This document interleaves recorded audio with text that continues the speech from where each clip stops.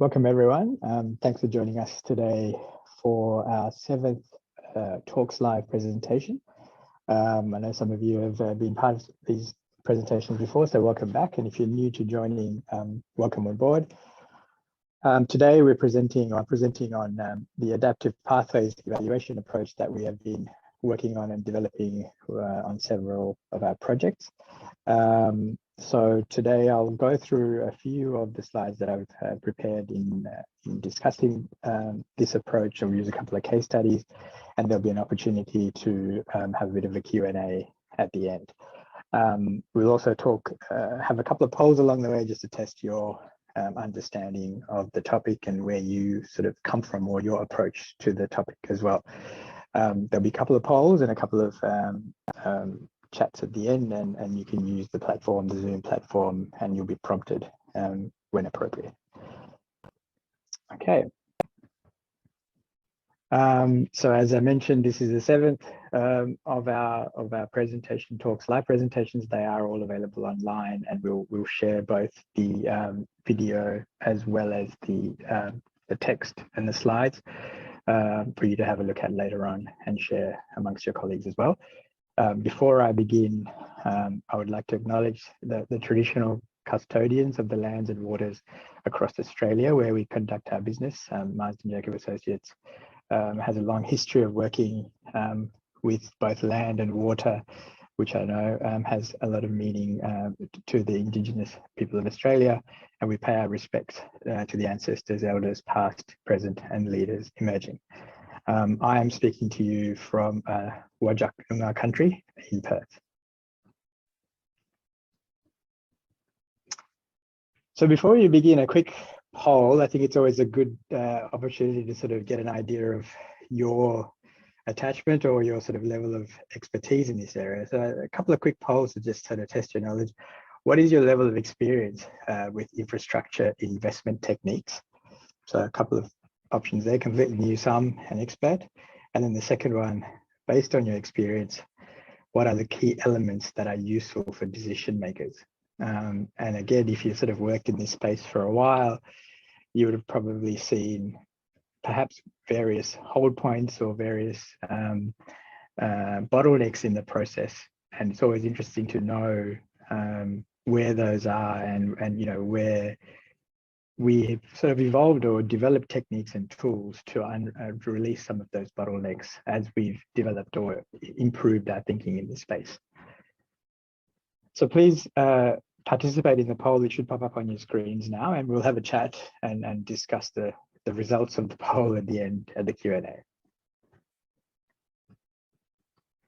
A quick intro to myself before we begin, and a quick intro to Marsden Jacob Associates. My name is Kanchana Karunaratna. I am an Associate Director at our Perth office, and I've worked in the Melbourne office for about 5 years before I moved over to Perth. My background, I'm a civil engineer by trade. Sorry, that moved back way too quickly. Civil engineer by trade, and I grew up in Western Australia in the construction industry, and then sort of worked my way through asset management, master planning, and then to pricing and regulation in the water sector, where I met the good people at excuse me, Marsden Jacob Associates. And so there's sort of a natural transition into the work that we do now in terms of, again, very much focused on the water sector, looking at investment evaluation, cost benefit analysis, assisting with and developing business cases, as well as quite importantly, infrastructure pricing. So sort of where there are regulated assets and regulated infrastructure, pricing for cost recovery, both in the private and public sector, and private partnerships, private-public partnerships, and also offsets. And I think that's a really interesting space where particularly, I think everyone knows and is quite familiar with carbon offsets and offsets to do with greenhouse gas emissions, but there are a lot of other offsets that we've looked at in the environmental space, particularly with regards to stormwater quality and stormwater flow, where you can achieve a better community outcome by utilizing some of those mechanisms. In terms of what we do a lot in the water space, in terms of everything from the sort of policy end of the spectrum, if you like, to, as I mentioned, investment evaluation and business case, and you can see the sort of areas that we work in there. In terms of why this topic and why now, oops, sorry, it seems to keep switching forward. I think a couple of reasons. One is investment evaluation is always an important consideration, particularly with regards to public infrastructure, and there are very mature and well understood approaches that we use, particularly things like cost benefit analysis, economic evaluation from the whole of community perspective. There are sort of well understood and well utilized practices, and I think there are lots of, and we know there are lots of very well used guidelines, particularly with departments such as Department of Treasury, Infrastructure Australia, and various other Commonwealth and state departments. There are sort of very well understood guidelines that need to be adhered to. In that context, we are dealing with the challenges of obviously climate change, population growth, changes in technology, greater scrutiny, and I think that's a really important thing to make sure that, particularly with public infrastructure, making sure that we are investing efficiently, and we are also investing keeping in mind things like fairness, things like equity across the community, and making sure that, particularly with something like water, that all of our stakeholders are able to enjoy the benefits of the levels of service that are enjoyed across, say a certain sector of the community. We should be able to make sure that the broader community good is in mind when we do these evaluations. And all of that sort of introduces a certain level of uncertainty, and as decision makers and I guess analysts in this space, it's our job to be able to see a line of sight through that uncertainty and sort of take all of those elements into place and work out, what's next, what decision do we make next, and how do we do that in a confident way. In regards to adaptive pathways evaluation in particular, so again, I mentioned cost-benefit analysis as being obviously a well understood tool that has been used in this space for a very long time. Adaptive pathways and the sort of dynamic evaluation as opposed to the static evaluation, it enables us to make decisions and equips decision makers with additional insights. And it can be applied to long-term servicing plans. And the key thing that it does is, typically with these long-term evaluations, it allows us to take the long-term view first and then bring it back to the short-term view to sort of understand in the short term, what are the no regrets or the least regret decisions that we can take to enable those long-term outcomes to be achieved.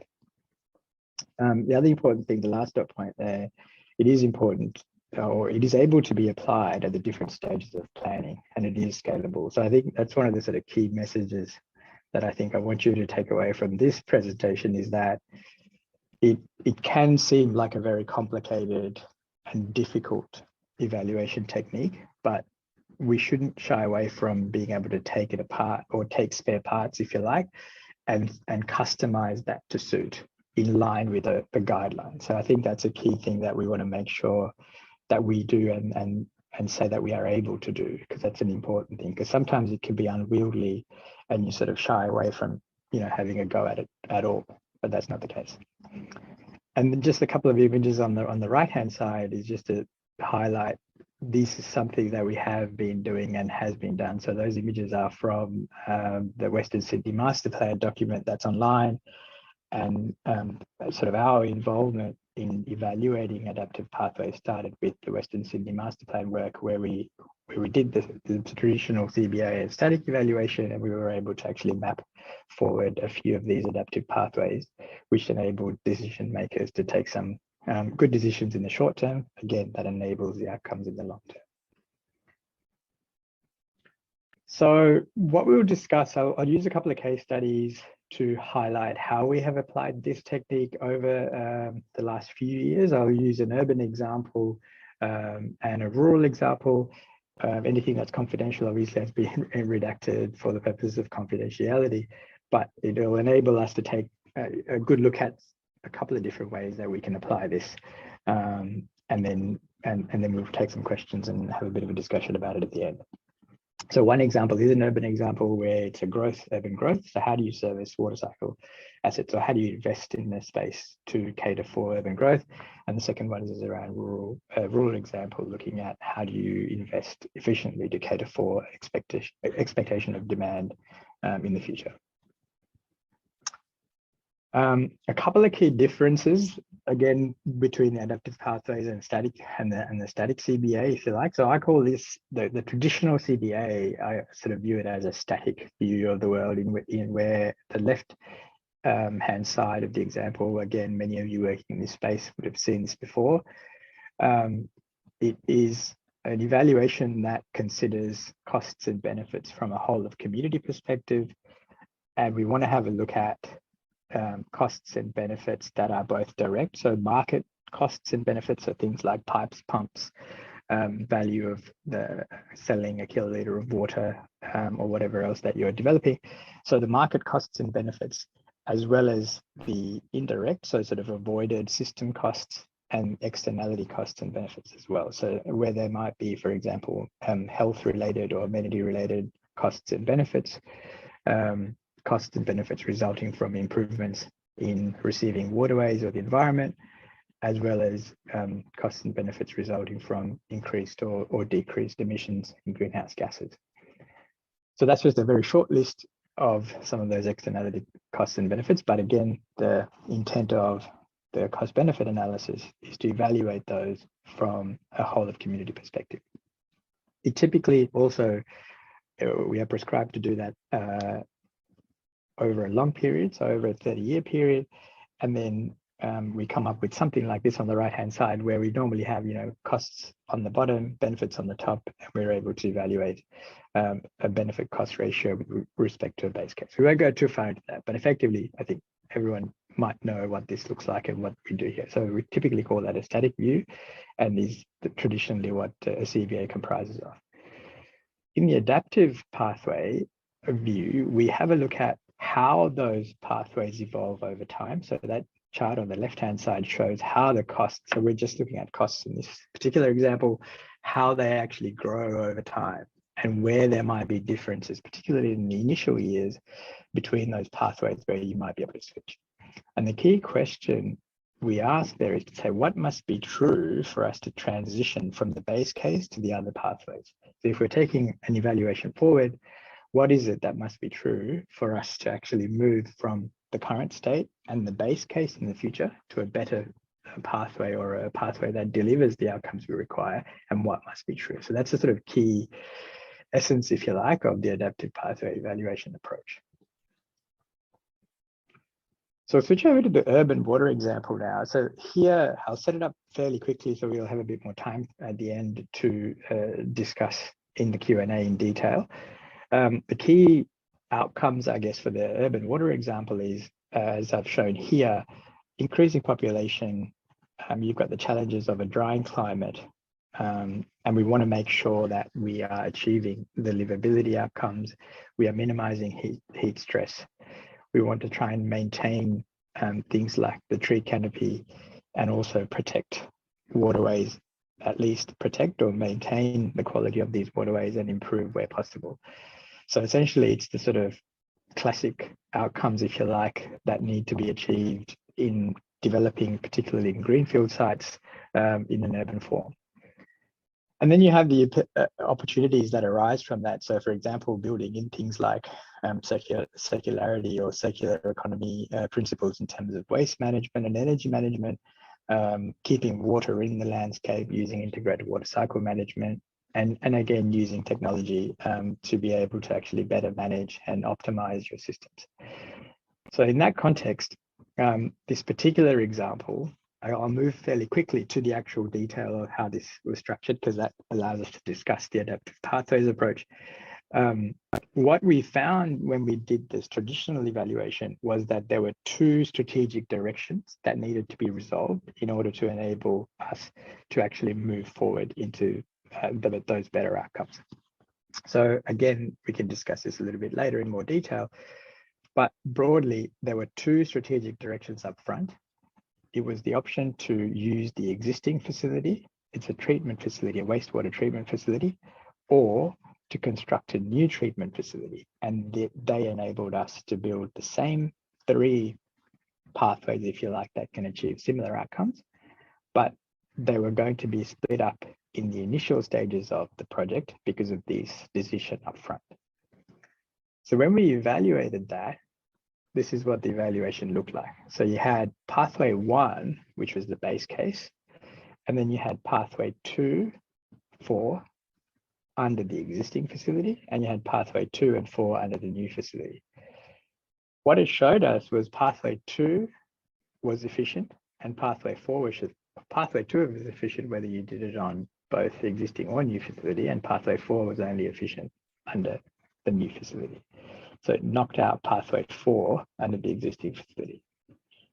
Then we needed to work out how do we traverse between from the pathway 1, which is the base case, to these other pathways, and how much control do we have over influencing this new treatment plant facility.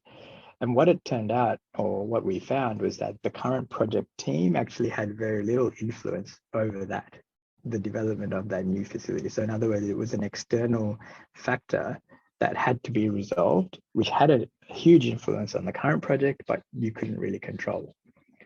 So when we then map that out, it looks like this. So to head down to the pathway 2, you needed the new facility, or to head down the pathway along the new facility development, which is highlighted here by NF. You needed the new facility to be developed. And we could test that as a particular trigger, because if that's not developed, you can't head down these 2 pathways. If it doesn't get resolved, which is this trigger A here, then you move down pathway 2 in the existing facility pathway. And then whatever happens there, you cannot, after that point, move over to the new facility. So there were some of the things that we built in and checked. And again, we also check when that might be able to happen. So timing and staging is also very important in this particular evaluation. So one of the things we did here was that we built in a simplified version of the evaluation to really test 2 key barriers. And the first one was, as I mentioned earlier, how that new facility and when that new facility might be developed, because that's something you couldn't control. And the second one was barrier B, or trigger B, which was around when purified recycled water was able to be delivered. Again, I won't go into too much of the detail of how these pathways were constructed, but basically pathway 4, which is this dark blue line, that involves delivering purified recycled water. So if you've worked in this space, one of the key issues with purified recycled water is obviously it's technically possible, often it's economically efficient, but there is a barrier with regards to regulatory approval and community expectation. So that again is an external barrier that needs to be resolved in order to be able to deliver that. So we've got that built in as a test there.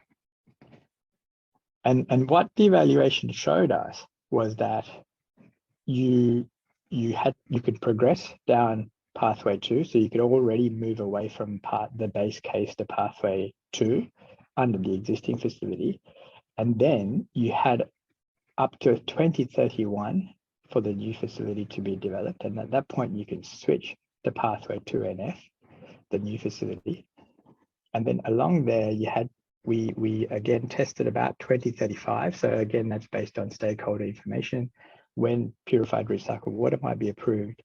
And at that point, you could switch to pathway 4. And that still delivered an efficient outcome compared to the base case. So if we were to map that in terms of how the sort of preferred pathway, if you like, in the blue, this is what it looks like.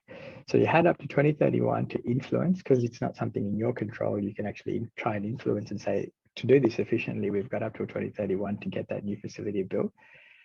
And then what it also does is it keeps option open. It keeps the option of purified recycled water open, because you can traverse down pathway 2NF, and then you have up till 2035 for that issue of purified recycled water to be resolved, and then you can head down the pathway of delivering purified recycled water.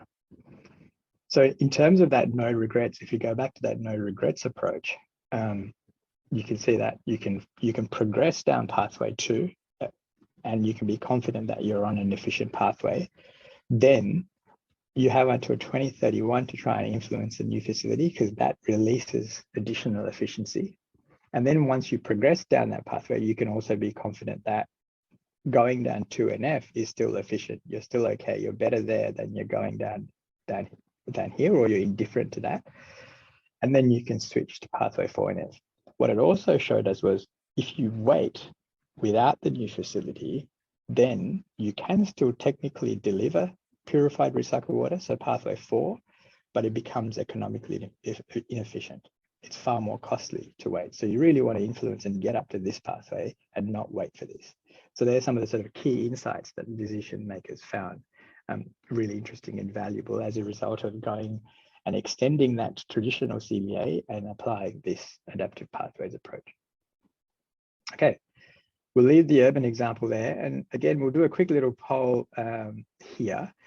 And I think the poll should pop up. I wonder if we're doing this one in the chat. No, there we are. The poll's popped up. So what are the key issues that inhibit efficient investment in urban water infrastructure? Again, from your experience, it's really interesting to understand your experiences of this.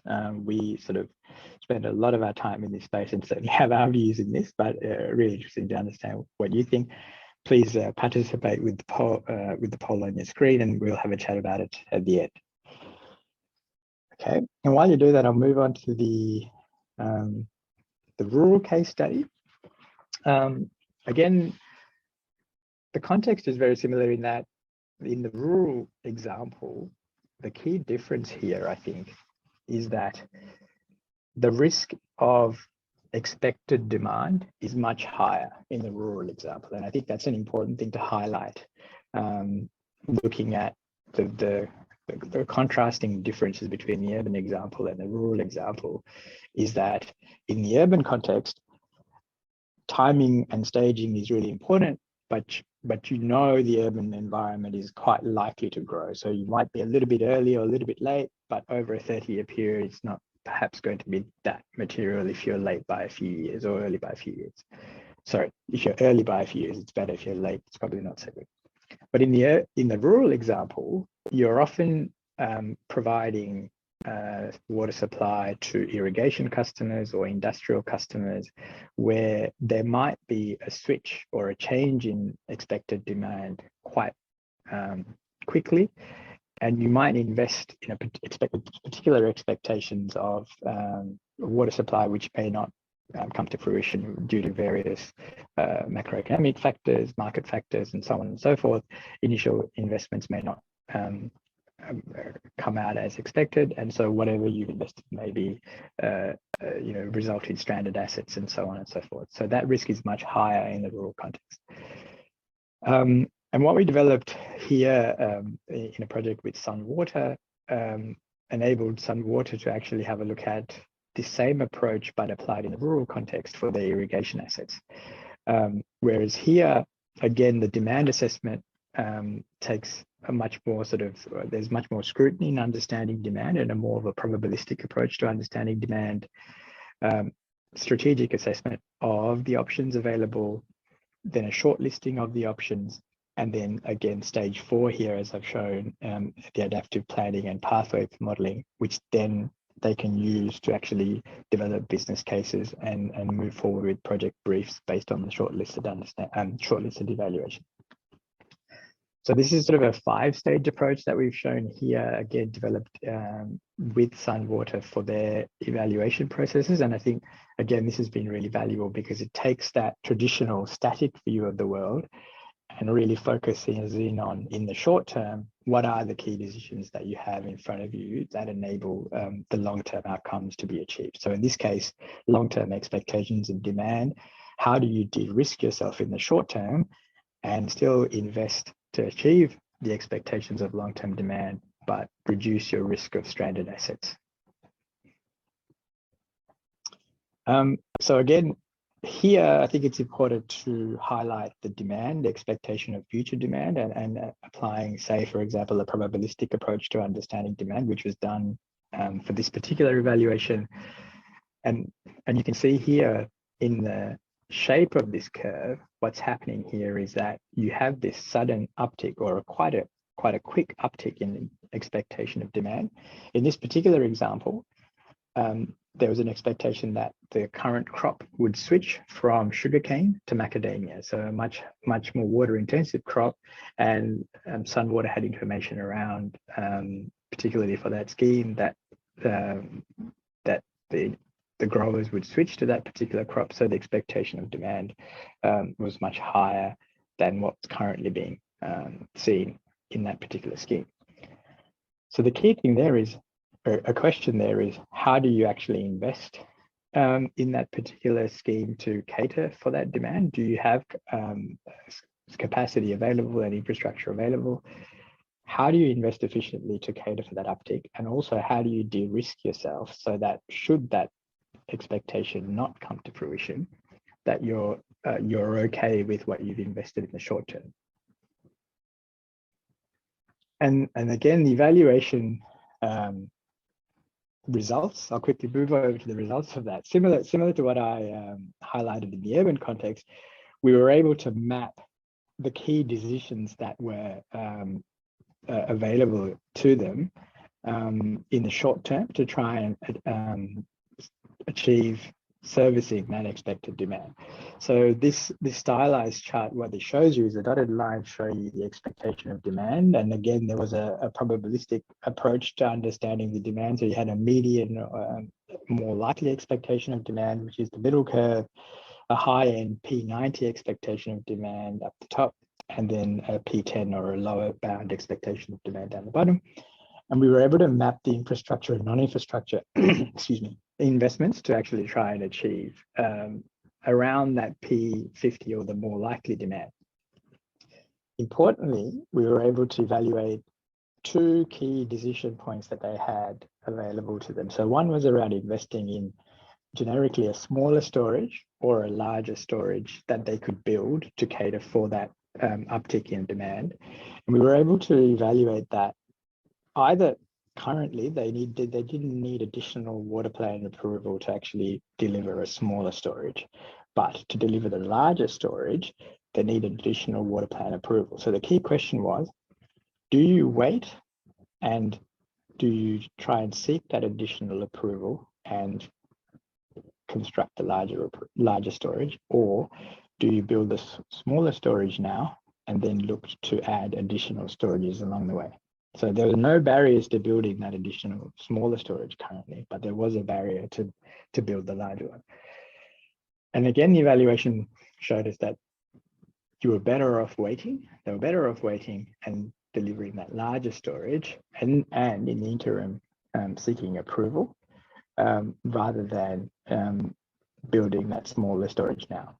So the sort of change in the context here is that you're actually able to evaluate the marginal benefit or the increase in crop production resulting from the increased supply, and actually have a look at the expected benefit that could be yielded by waiting and delivering the larger storage compared to building the smaller one first and sequentially adding other storages. So again, the difference between that urban context and the rural context is that you are able to actually evaluate the benefits that arise from those investments, whereas in the urban context, it's sort of a much more simpler, or it makes more sense to evaluate purely the cost side of the equation, because the benefits you are largely remain the same because you are servicing an urban supply or an urban the community demand. Okay. So we'll move to a couple of the closing slides. I think in terms of sort of the key messages in this evaluation approach, I think from my perspective, again, yeah, it allows you to have that no regrets decision-making approach in the short term. And I think that's been really important for decision makers, because often these evaluations consider the longer term 30-year, 50-year view, because they are very long lived assets, and having that, you know, decision clarity around the short term decisions is really important.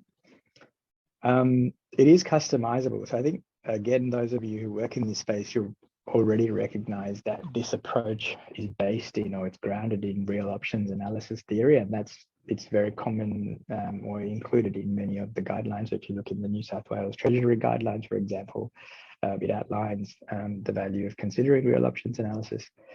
What we've done here really is that we've customized it to suit. So, and we'll talk about that in a minute. And again, it's customized to suit, but it aligns with those guidelines. The approach is scalable, and you can run multiple iterations at relatively low cost. We're using tools that are, generally available to everyone.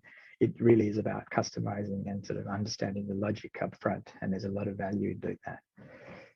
And that last point, in terms of alignment, it really is important to make sure that the evaluation approach and techniques used do align with the cost benefit analysis and investment evaluation guidelines. So whether you're working for a particular state or territory or the Commonwealth, that it's important to make sure that they are aligned and can be reviewed in that context, which this approach does. In terms of who might use it, so again, I think I quite like the fact that it can be applied to both the sort of master planning, growth and master planning, scheme planning, and you can customize that often where, particularly in the urban context, you can look at pretty much the cost side. You can resolve your cost and benefit equation using a traditional CBA and then focus on the cost side for your adaptive pathways. That's been really valuable for us. So that urban planning and master planning context, I think it really is applicable there. Infrastructure system designers, so equally, if you're optimizing a system and looking at saying, when should you put on your next augmentation? When do you add on the next bit of capacity? Do you do it incrementally in small sort of modular, in a small modular approach, or do you go big up front? So those sorts of questions you can certainly evaluate. And that applies to asset management as well, in terms of saying, when do you do your upgrade? How long do you do it now? Do you do it later?